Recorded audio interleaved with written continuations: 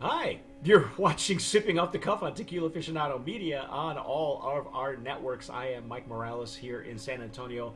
That young man out there is Jim Johnston in Youngstown, Ohio. Jim, and I have the lovely distinction of of actually tasting something that is so new on the market. There are going to be 6 different varietals of these called Cuentacuentos. That's the name of the line by the company called Real Mezcal, I believe, is the importer. Real Mezcal or Real Mezcal.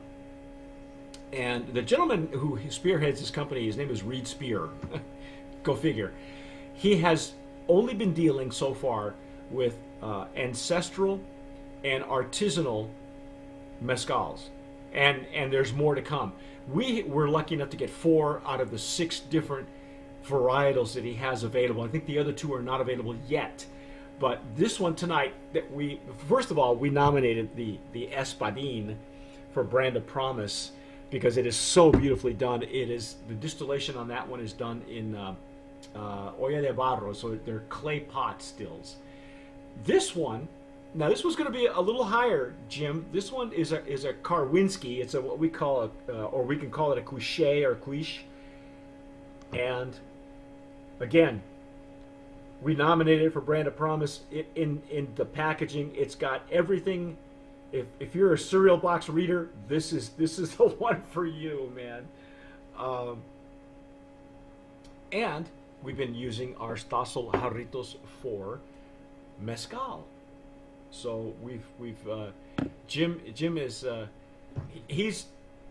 he was totally into the Espadin, which is what we had. And Yes, I will. by the way, if you ask Reed, who handles the importation, he might be able to send you some of the cell information or the story information about Old Man Possum and how he stole from the demons the secrets of tobacco, dance, and mezcal. So it's a great legend that's very deep, as legends and mythology has a lot more to do with the culture it comes from. The first distiller was Tomas Jaime. This Karwinski, is by a person named Serafin Garcia, and he is the master distiller of this one here. That, as you can see, I've enjoyed a little bit of it. But look at all the bubbles, ladies and gentlemen. Wow. This is at a 47.9 ABV, which translates to something really high proof. And Jim had a spiritual experience with his mezcal. Oh, I tell you, and you kind of get that story about how this was kind of a ceremonial thing when you consume this, because it was supposed to bring about some sort of rapturous vision, which I nearly had with the last one. If you're familiar with what's going on in the mezcal industry right now, there are 4 different, let's just say, segments or categories within mezcal. One is industrial, the other one is traditional, ancestral, and artisanal. So there are 4 of them, and Real Mezcal is only dealing in artisanal and ancestral at this time. There's more in the works, but I'll let them worry about that when they're ready to bring it out. It is all this is small batch. Jim jumped the gun and said I have to nominate it for Brand of Promise just in mezcal packaging, because it really is everything you need to know about a truly a craft spirit. And Yeah. and this, like I said, the distiller. What are the notes on this one, Jim? The notes on the back of the bottle, just the highlights. Oh wow. The highlights, well, we've got one of the things that I was struck by that I was not aware of the process. I mean, I was aware that there's definitely wood and smoke involved, but that the wood actually gets put down into the pit. This has mesquite, as one of the woods that goes in with it, and it's got a fermentation of 5 to 6 days, and it looks like it's traditional in earth. So this is also being done in tierra, Pit roasted. pit roasted. Pit roasted. Ooh, Now, see, I'm getting a much brighter, fruitier nose. this is less smoke and more verdant, green, vegetable. Wow. Ooh, but the smoke is there. And forgive my terrible Spanish. Clay ovens as well on this, or no? Let me check. I have to. I got to put my readers on, folks. It's en tierra valle, tierras calurosas. The elevation's 1,690 meters.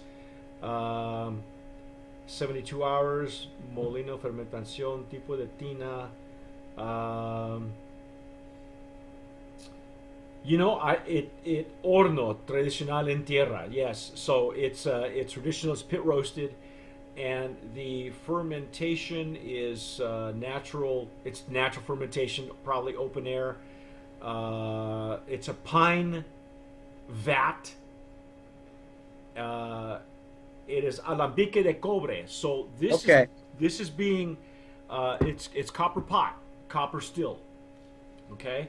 So a pine vat. Yeah, it's fermented in a pine vat, which is more traditional, and probably with all the fibers as well. They just throw everything in the vat and say a prayer and let the natural yeast happen. This has picked up what I wouldn't call it a pine note, but I would say it's got a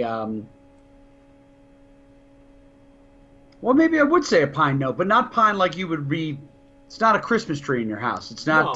No. This is a well-seasoned pine vat. Yeah. This kind of picks up the flavor of the wood with a little bit of what I'd call menthol or spearmint that the pine would give off a little bit of. Almost like a pine tar, like. Right. Yeah. But this is so. This is a very complex aroma, and I'm picking up hints of. Definitely get a little bit of that spearmint with the smoke. A little mesquite. It is much the nose. It's much greener than the previous version of Espadín that we got. This is of course a Karwinski, whole different plant, whole different person, whole different. Everything about this is completely night and day. We're talking. We're talking. Of course, it's all fruit, but it's really apples and oranges and melons and. It's everything under the sun that encompasses the word fruit, right? So, wow. This one doesn't go as deep down with the aroma as the Espadín, but it's a little fuller on your nose. It's completely aromatic. It really it's like this aroma. It's herbaceous. Yeah. In a very opening way, like it's not. It's not stinging, but it's almost like it's kind of opening me up a little bit. I get this smell, and it's got this very vibrant herbaceous smell to it, but it's not medicinal. It really is a bouquet. It really is a blooming, like you would say with wines. It's fresh herb, not medicinal herb. Exactly. Let's dive in. Let's just see what we got here. Oh.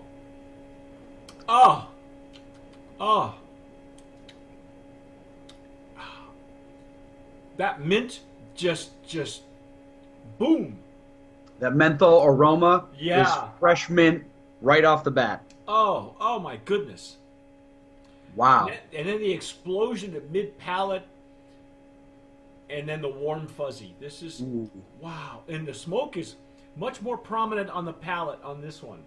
It is, and I think that mint kind of enhances that because you're getting that menthol push that really jacks up flavor when you got it. I mean, when you've ever had a real strong rin, you take a breath in and it's like the temperature went down in your mouth. Yeah. This is the same sensation, but with a warmth on it instead of that coldness. So, wow. I can't tell you what an experience this is. And we've had our share of really great mezcals on sipping off the cuff, but in the ancestral, specifically exploring ancestral and artisanal, there are so many variables. I mean, we could go on and on and on just in the nose and the aroma. Never mind the flavor profile, because this Right. is, wow, man. And like I said about the Espadín, with this kind of complexity, you miss a step and you're gonna lose it here because there's Yeah. all kinds of stuff happening. And if one of them starts to outshine the other, I don't think this tastes the way it does. But this is all balanced and very that mint up front is there. Yep. It's pronounced, and it kind of goes mint into agave, but with smoke and some good wood balance and mesquite on it, and really, really great mouthfeel. Yes, the mouthfeel, the structure. This is a complex, beefy, and yet this is I would say this is a little bit, even though it's at a higher ABV, it's a whole different plant. I think the copper distillation gives it a different structure. You know, it's as beefy as the Espadín was, Right. at a lower ABV, but because of the copper distillation, I think they were able to play with the alcohol by volume a little higher to really Gives a little enhance. punch. Yeah, to give it that punch that it really deserved. Holy cow, man! Put it up. We're gonna put it up. Put There up you the go. sign. Yeah, put Brand up the the sign. Promise nominee, man. Wow. That is beautiful. If you're into Cuishés and Karwinskis, if you know, because now for those of you who are watching, a lot of you people have your preferences now because you've experimented now, not just Espadín, which just in the hand of the maker and the microclimates, because it comes out of Oaxaca, it's still different. So, you know, if you're looking for something a little bit more exciting, or you're starting to experiment with some of the other agave varietals, oh my goodness. And there's a great story behind Cuentacuentos. Again, congratulations. If you people can find this, shoot these guys at realmezcal.com. Go to the website. I believe it's up. I believe it is. This is so new that I think they're just now launching. Send them an email. You can catch them on Twitter also. You can catch Cuentacuentos on Twitter, and I believe they're available also on Instagram. Just you gotta have it. If you have your own mezcaleria, if you're like Jim, who's going to hoard this for the rest of his life until he can find more bottles, you know. I may go stand outside the Ohio Liquor Control Bureau just holding these in the air and saying, please, please. Bring them. Bring them. Yeah, this is now, and again, ancestral and artisanal are the two categories that this line is focusing on. So, wow, go get it and read the story and stick with us, because we are going to do 2 more of these varietals, and there are 6, but they only had 4 available to us. So hang there with us.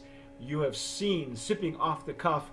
We've been talking about the Karwinski version of Cuentacuentos here in San Antonio. I'm Mike Morales, just beside himself. That young man out there is Jim Johnston, also beside himself. If you're watching us on Instagram, please don't forget to subscribe down below. Tell YouTube. your friends. Not Instagram. Instagram. Can you subscribe on Instagram? You can follow us, sure. Follow us, yeah. Follow Jim too. He's got his Instagram and Twitter. This guy's on top of stuff. But whatever you do on any of our platforms, tomar sabiamente. Sip wisely. I'm Mike Morales. I'm CEO of Tequila Aficionado Media, and I just wanted to thank you for watching Sipping Off the Cuff. We love doing these reviews for you. Now, if you're an Agave Spirits brand owner and you're watching this, there are 3 things that I'd like to talk to you about. Number 1, if you'd like us to review your Agave Spirit on Sipping Off the Cuff, just send me an email, mike@tequilaaficionado.com. It won't cost you a dime, and I promise you'll get an honest review. Number 2, if your brand has been nominated, past or present, as a brand of promise, we can help you promote your brand effectively and affordably over on the tequila PR side of things. Just email me, mike@tequilapr.com. And number 3, if your brand has ever been a Brand of Promise nominee or a winner, you automatically qualify with us, or to go with us, on our next promotional tequila tour. So shoot me an email, tours@tequilaaficionado.com, and I'll send you all the details on our upcoming tequila tour. That's it. Thanks again for watching. Sip wisely.